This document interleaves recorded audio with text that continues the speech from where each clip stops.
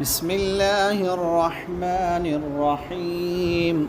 سبح اسم ربك الأعلى الذي خلق فسوى والذي قدر فهدى والذي أخرج المرعى فجعله غثاء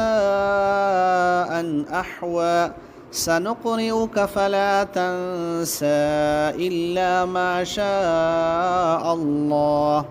إنه يعلم الجهر وما يخفى ونيسرك لليسرى فذكر إن